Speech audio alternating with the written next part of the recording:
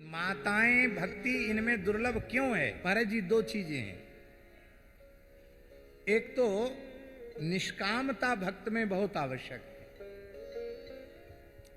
क्योंकि अनिमित्ता भागवती भक्ति भक्ते सिद्धिर गरीयसी जरियत्यासुया कोशम निर्गीर्ण मनलो यथा। अनिमित्ता भक्ति होनी चाहिए। और माताओं में अपने परिवार के प्रति ममता ज्यादा होती, ममता मई है ही है।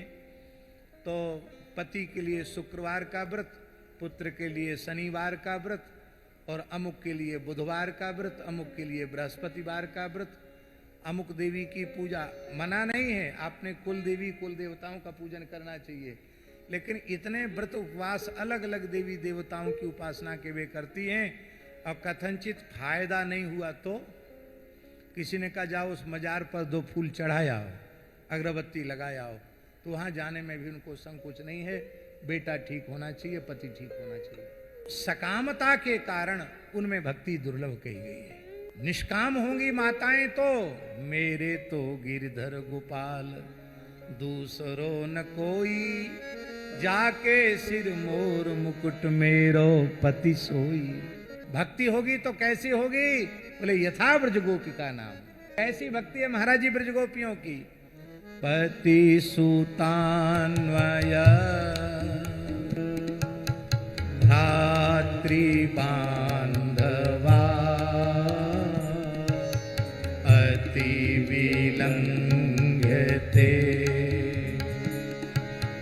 त्यच्युता गता।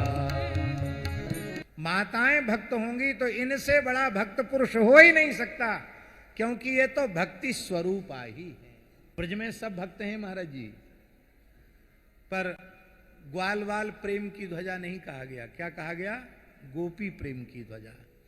मिथिला में सब भक्त हैं, पर मिथिलानियों की भक्ति को सर्वोपरि कहा गया। यही कारण है कि पुरुष भाव में जन्म लेने वाले आचार्य भी अपने को भाव रूप में गोपी कहने लग जाते हैं, सखी कहने लग जाते हैं, सहचरी कहने लग जाते हैं।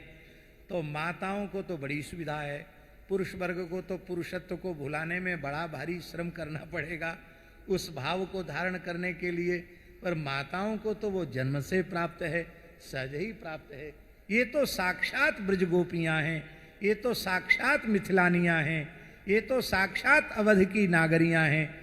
ये तो भगवान से इनका जन्म से ही संबंध है, पर इस बात को हृदय से स्वीकार करने की आवश्यकता है।